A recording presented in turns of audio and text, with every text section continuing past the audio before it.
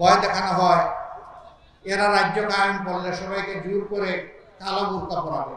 না, জোর করে কাউকে কালো বুরকা পরানো হবে না, বরঞ্চ মনের খুশিতে মর্যাদার প্রতীক হিসাবে যারা পড়তে চায় পড়বে। আলহামদুলিল্লাহ। আমাদের ব্যাপারে অপবাদ, জামাতে ইসলামী ক্ষমতায় গেলে মহিলাদেরকে ঘর থেকে বের হতে দিবে না। ভাব এমন যে সব ঘরের জন্য পিতলের তালা আমরা তৈরি করে রেখেছি। ক্ষমতায় যাওয়ার পরের দিনই পুরুষদেরকে ডেকে ডেকে বের করে বাইরের দিকে আমরা তালা মেরে দিব যে তোমরা আর বের হতে পারবে না, মহিলারা যারা আছে। মানুষের মনে ভীতি সঞ্চার করা হয়। কেন? রাসূল করিম সাল্লাল্লাহু আলাইহি ওয়াসাল্লাম যুদ্ধের ময়দানে সাহাবিয়াদেরকে সাথে নিয়েছেন, তার স্ত্রীদেরকে সাথে নিয়েছেন, অন্য মহিলারা যুদ্ধ করেছেন তার সাথে মিলে। যুদ্ধ মানব জীবনের সবচেয়ে কঠিন কাজ। সেই যুদ্ধে আল্লাহ রাসূল মহিলাদেরকে শামিল করেছেন। আমরা কে তাদেরকে ঘরে তালা মেরে রাখা? ভয় দেখানো হয় এরা রাজ্য কায়েম করলে সবাইকে জোর করে কালো বুরকা পরাবে। না, জোর করে কাউকে কালো বুরকা পরানো হবে না, বরঞ্চ মনের খুশিতে মর্যাদার প্রতীক হিসাবে যারা পড়তে চায় পড়বে। আলহামদুলিল্লাহ।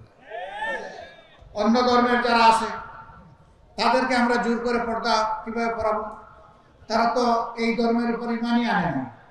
তো তারা যারা ইসলামের উপর ইমান আনে তাদের উপর কি ইসলামের পর্দা বাধ্যতামূলক? তাদের উপরে জোর কাটানোর অধিকার আমাদেরকে কে দিয়েছে?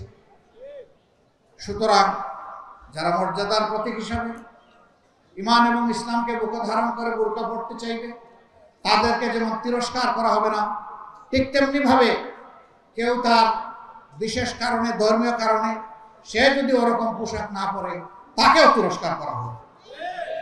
আমাদের মায়েরা ঘরে, রাস্তায় চলাচলের সময়, কর্মস্থলে এবং সমাজে তারা মর্যাদা এবং নিরাপত্তার সাথে তাদের কাজ সম্পাদন করবে।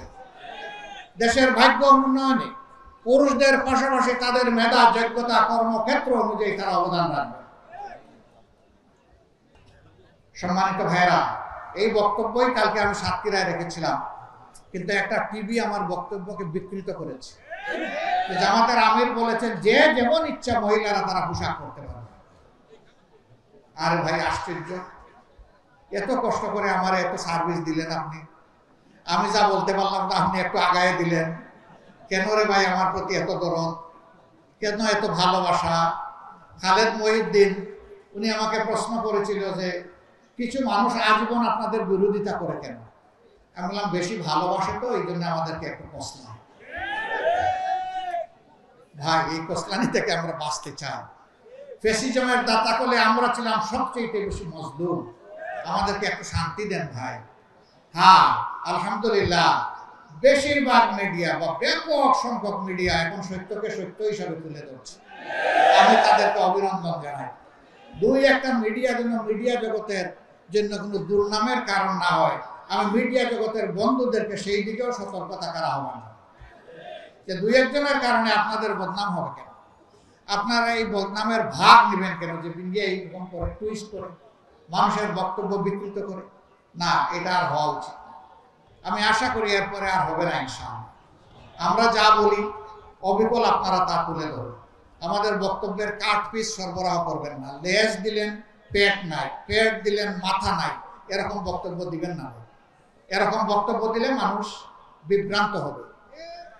লেখা থাকে কোনো কোনো দেয়ালে যে এখানে প্রস্রাব করবেন না, দাড়ি করিলে অপরাধ।